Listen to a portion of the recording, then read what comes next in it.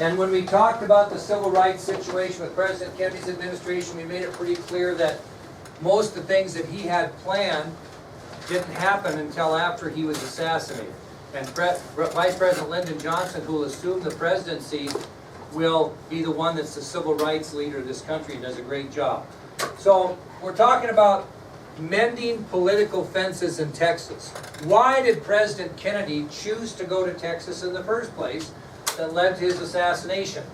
Well, there was an upcoming presidential election in 1964. And because he was thinking of that in the back of his mind, there was discussion among he and his aides about a possible trip to Texas, because there were some political fences that needed to be mended there. Anybody know what that might mean? He's got to mend some political fences. Well, if you're mending fences, what is it? If I'm mending fences between Macklin and Dalton, what's the story? They're not getting along, there's some conflict. Now certainly Kennedy wouldn't care if there was conflict in the Republican Party, would he, in Texas? Because he's a Democrat. The problem was there was a struggle within the Democratic Party in Texas where some people were not getting along, and he knew that if he didn't win the 25 electoral votes in Texas, he may not win re-election.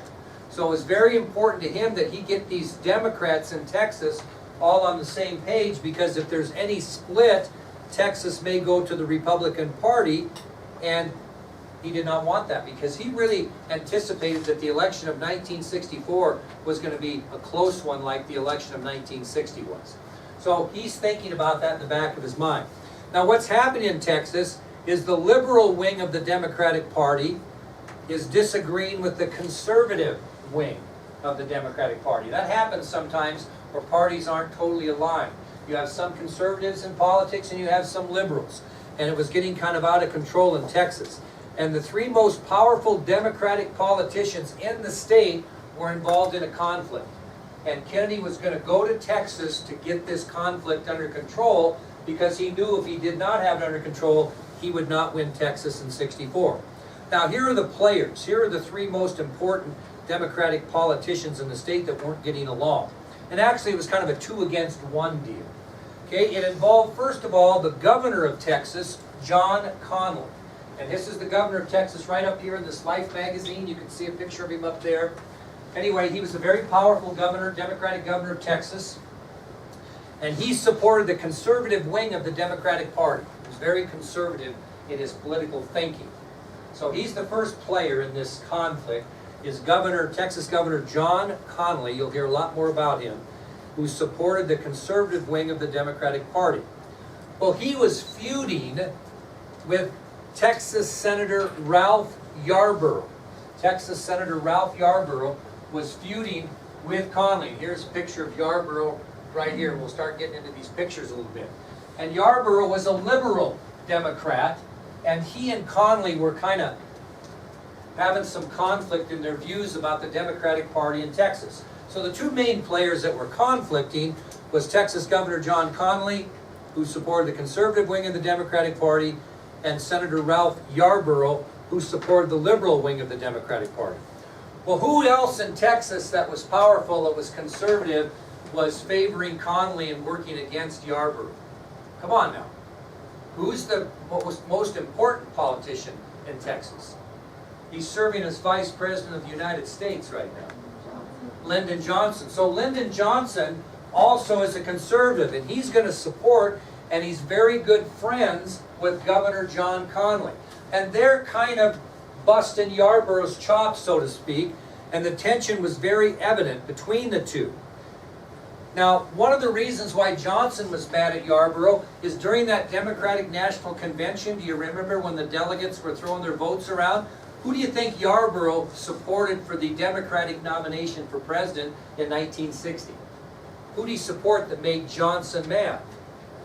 Kennedy, yeah, which was weird because you'd think there'd be a little loyalty within your own state.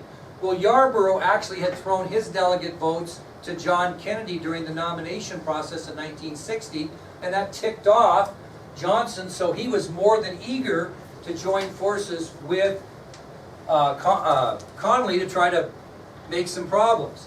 Now, all three men in this election of 1964, not only were we going to have a presidential election, but also the governor was up for re-election and the senator was up for re-election, and obviously the vice president would be up for re-election. And what do you think Yarborough thought Connolly and Johnson were doing to him that caused this conflict? What were they doing? Think about it. They're all up for re-election. Let's wake up and smell the coffee.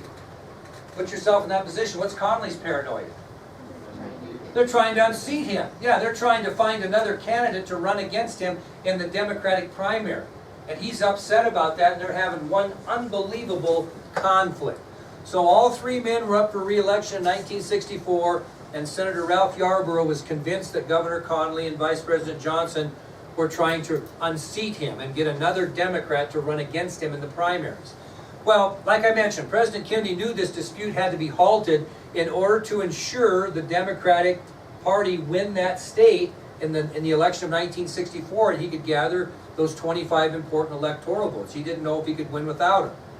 Well, so the decision was made that President Kennedy would travel to Texas. So Press Secretary Pierre Salinger, who you should know who he is, announced publicly that President Kennedy would be traveling not only to Texas, but also to Florida.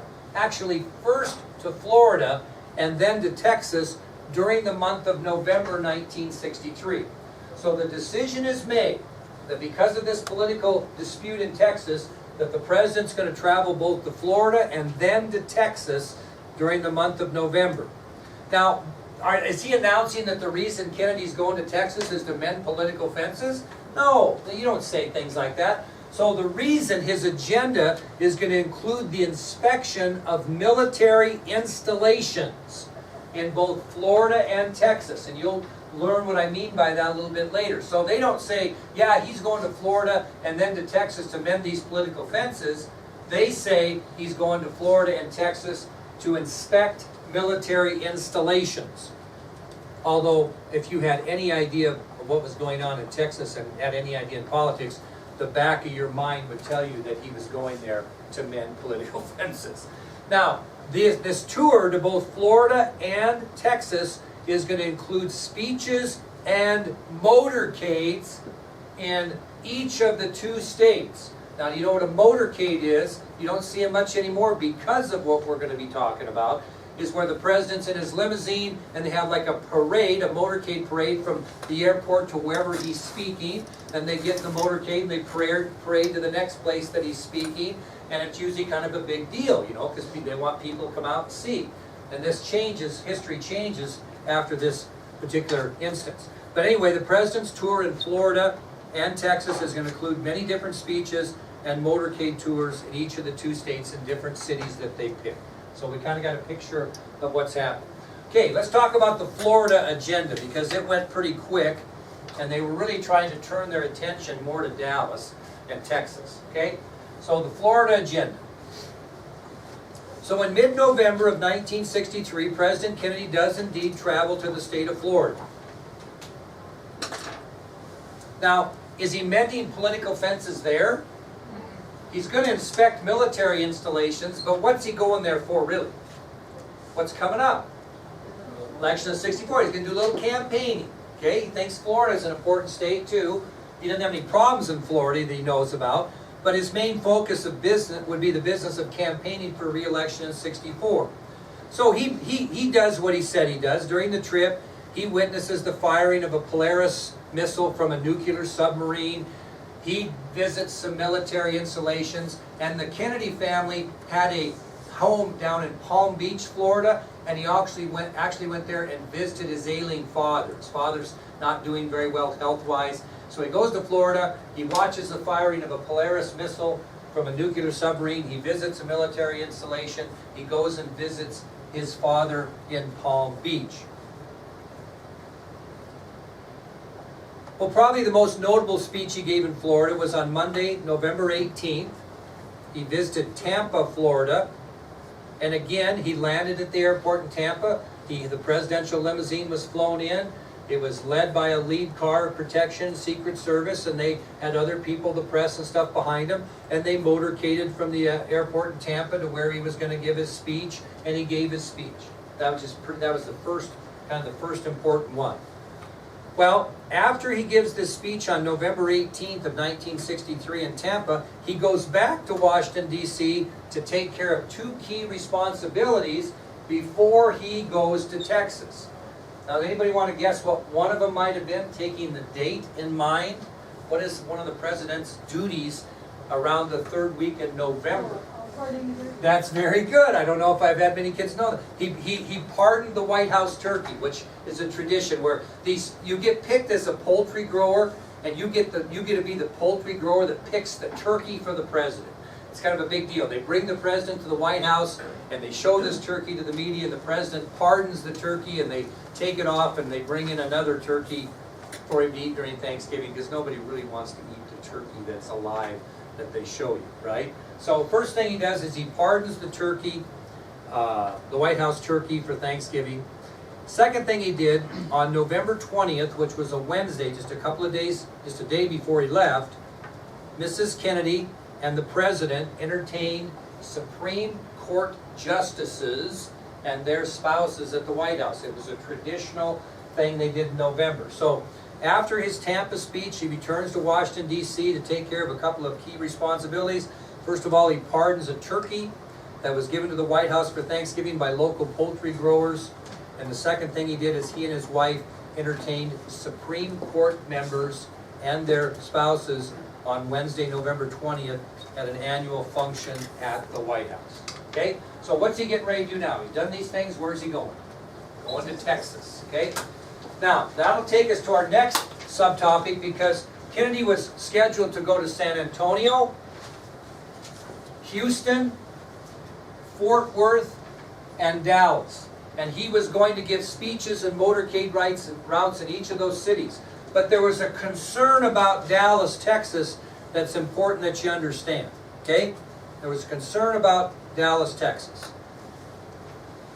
Now, when it was announced that President Kennedy would be traveling to Texas officially by Pierre Salinger, most of his closest aides urged him not to go to the city of Dallas. Do not make that one of your stops. Okay? He was urged not to go to Dallas. And I'm going to give you 3 specific reasons why President Kennedy's closest aides wanted him to avoid the city of Dallas. Okay? Anybody remember what happened at UN Day to Ambassador Stevenson? Did I ever tell you that story? Okay. Well, I'll tell it today. The first reason why President Kennedy's aides wanted him to avoid Dallas is because right-wing extremists made a major scene with Adlai Stevenson in Dallas. And I'll tell you what happened there. Earlier, right-wing extremists made a major scene with Adlai Stevenson in Dallas. What is Adlai Stevenson serving in President Kennedy's cabinet? I know we've been off 16 days, but what was he? What was his position, especially crucial in the Cuban Missile Crisis? UN Ambassador, okay? And he's still serving as UN Ambassador. And on October 24th of 1963,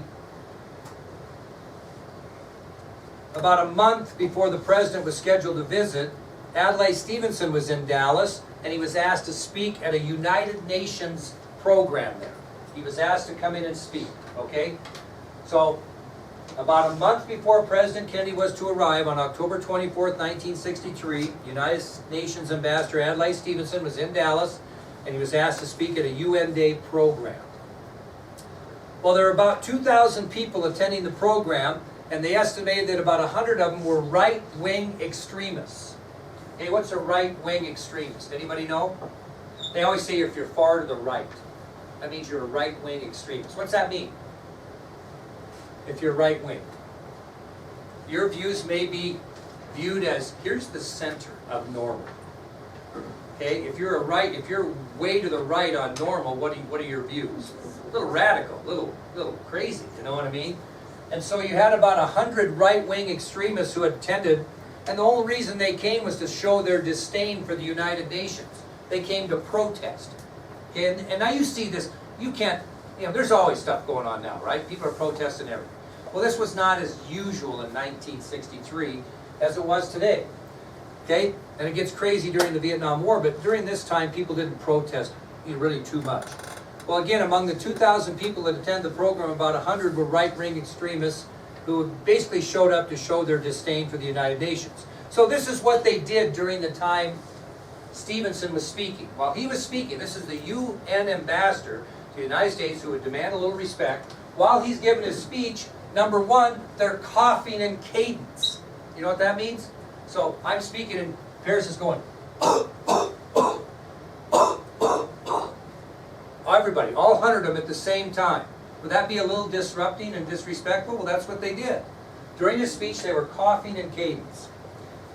They were walking up and down the aisles carrying U.S. flags upside down. What's that a sign of if you're military?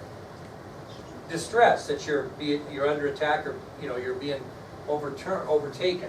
So they walked up and down the aisle carrying U.S. flags upside down. Again, this is 1963, which would have been seen maybe differently than today if somebody did, okay?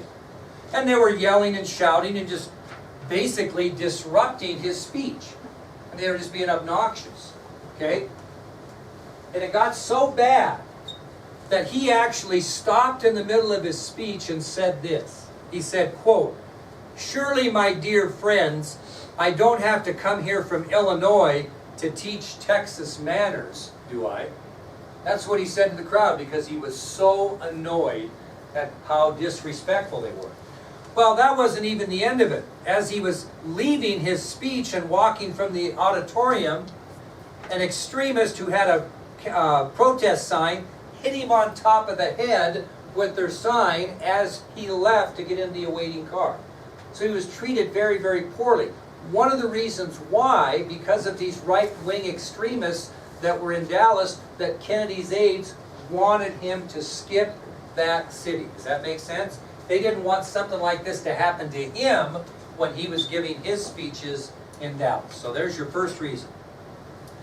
Reason number two, Dallas was the absolute center for the far right in Texas.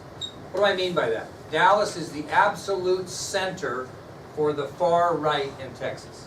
What's that mean? That's where they're at. That's where all these right-wing extremists are located. And I'm going to give you a couple of examples.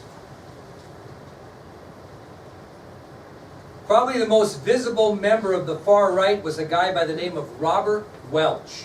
Robert Welch was probably the epitome of far right. And guess where he lived? Where did he live? Dallas. And he was the founder of an organization called the John Birch Society.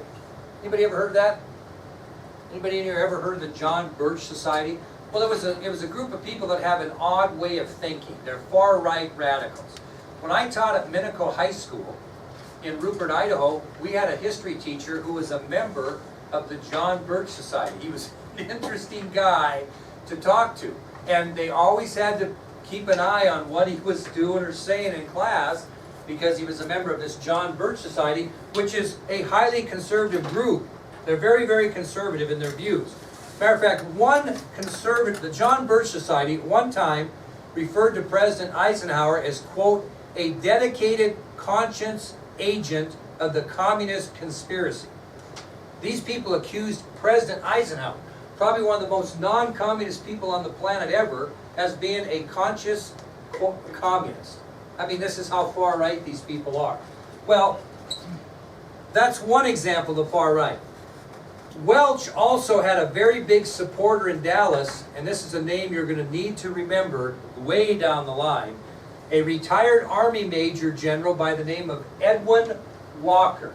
He also is a right-wing extremist, friends and supporter of Robert Welch. His name is Edwin Walker. So one of the most visible members of the far right was Robert Welch. He was the founder of the John Birch Society, a highly conservative group that once referred to President Eisenhower as a dedicated conscious agent of the communist conspiracy. And Welch also had a very serious supporter and friend in Dallas, a retired Army Major General by the name of Edwin Walker. Now, pay attention here. He was a very well-known right-wing extremist and anti-communist. And in April of 1963, he survived an assassination attempt. General Edwin Walker, who was highly controversial, well-known right-wing extremist, anti-communist, radical. He survived an assassination attempt in April of 1963. Never did find his assailant until much later. Now, I'll give you a little prelude. When was President Kennedy assassinated? November 22nd, 1963. When was this attempted assassination on General Walker? April of 1963. Is that before or after Kennedy's assassination? Guess who it was later found out that tried to kill General Walker? Lee Harvey Oswald. That's a story in itself that we'll get to down the line when we talk about conspiracy. Lee Harvey Oswald tried to shoot Major General Edwin Walker months before he shot President Kennedy. Just keep that in mind. But the point is, because Dallas was such the center for the far right in Texas, is that they did not want the president to go there and give speeches. Does that make sense? Okay. Third reason, and you've got some examples of this I want you to kind of look at as we talk about. I handed them out to you today with your handouts. The third reason why Kennedy's aides wanted him to avoid the city of Dallas on the Texas tour is they felt that the people of Dallas were too outspoken against his policies. They felt that the people of Dallas were too outspoken against his policies. And I gave you two examples of what happened. I want you to pull those out and look at them, and I'll just tell you about them. You won't have to write this down because it'll be pretty self-explanatory. First of all, you're going to see a handout that says wanted for treason. Okay, you see that? Wanted for treason. These handbills, and that's what they call them,